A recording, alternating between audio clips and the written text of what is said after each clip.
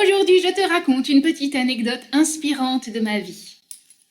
Je te plante le décor, je dois avoir à peu près 7 ou 8 ans et mes parents décident de m'envoyer en colonie de vacances du côté de la Chapelle d'Abondance et en Haute-Savoie.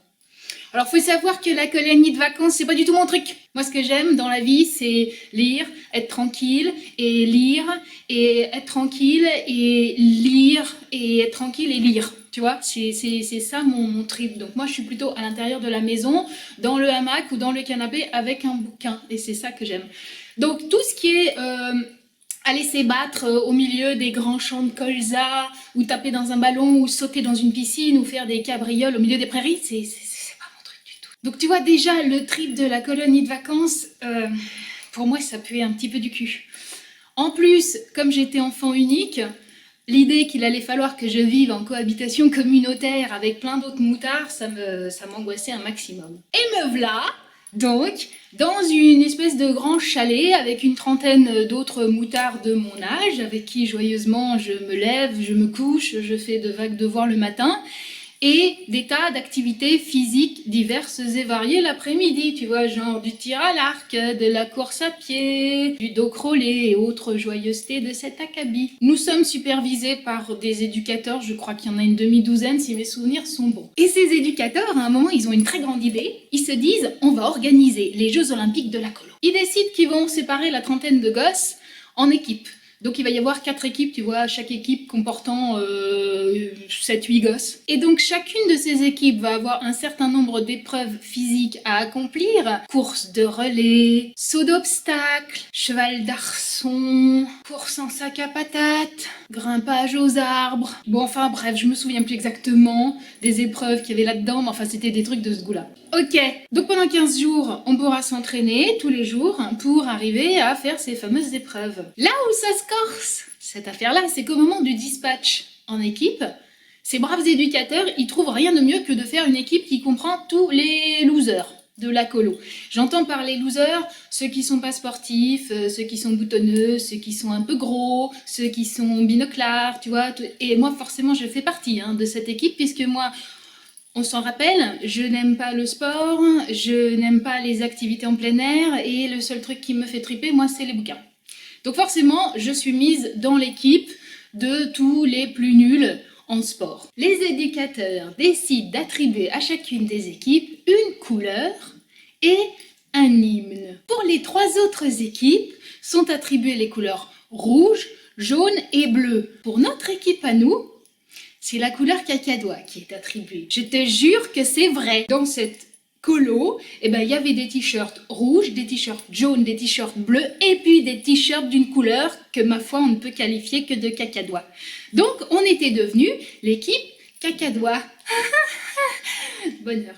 Quant à l'hymne, alors les autres équipes, qu'est-ce qu'elles ont eu comme hymne? Staying Alive ou Born to be Alive ou Alexandrie, Alexandra, tu vois, des chansons, quand tu les écoutes, ça te motive, ça te met la patate, ça te met le feu dans les tripes. Et nous, la chanson qu'on a eue, là, à ce moment-là, on s'est quand même demandé s'ils étaient pas un peu en train de se foutre de notre gueule, là, les gars.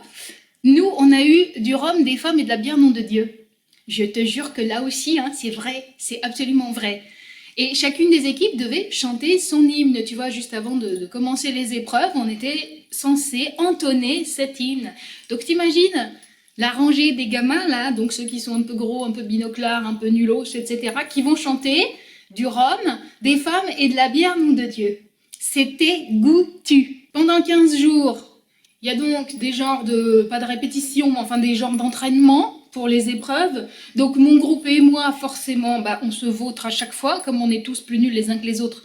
Et qu'en plus, on n'est pas spécialement motivés, c'est la grosse foirade totale, la débâcle, totalement la débâcle. Et évidemment, plus les jours avancent, plus on voit arriver le jour des épreuves avec une appréhension grandissante. Et puis le grand jour arrive, le vrai jour des épreuves. Ce matin-là, je me souviens que dans mon équipe, il y avait une autre nénette qui était très très grande, mais vraiment très très grande, beaucoup plus grande qu'une gamine normale de 8 ans, et elle, c'était un petit peu ce qui l'a complexée à mort d'être tellement grande, et elle s'appelait Francesca.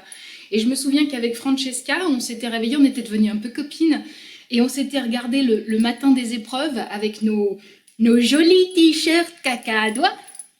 Et on s'était dit, ça va être la pire journée de notre vie, quoi. Ça va être la déculottade, quoi. On va se prendre la grosse branlée. Ça va être affreux. Et tout d'un coup, ça nous a fait un déclic. On a regardé les 3 autres équipes qui évidemment comprenaient des petites nymphètes blondes extrêmement sportives ou bien des petits gars du 16e vachement à l'aise dans leur godasse et dans leur basket. Et on s'est dit, bon ben, foutu pour foutu, autant qu'on donne tout. De toute façon, on n'a rien à perdre, on est déjà la risée de tout le monde.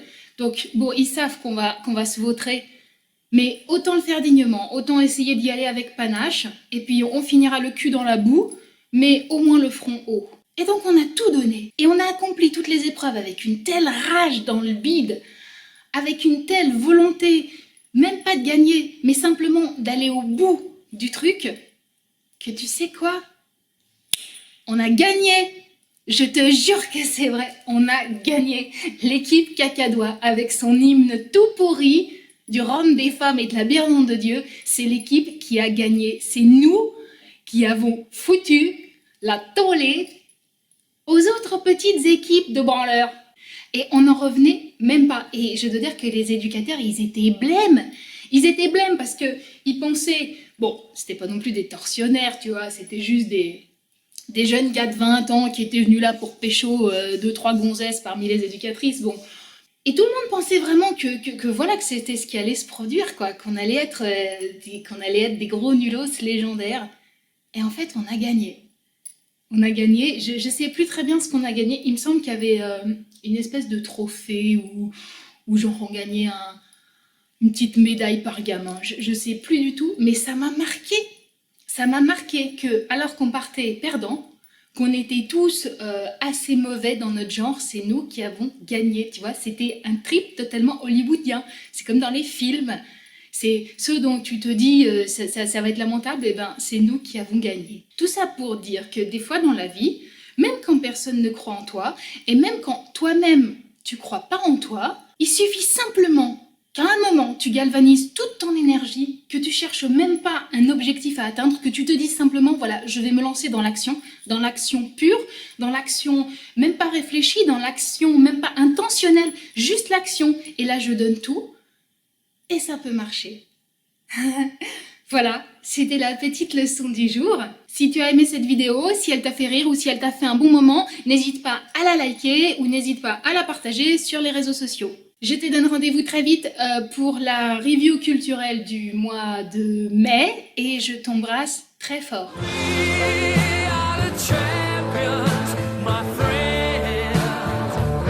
T'as vu quand même, j'ai pas poussé le bouchon jusqu'à mettre un t-shirt cacadois.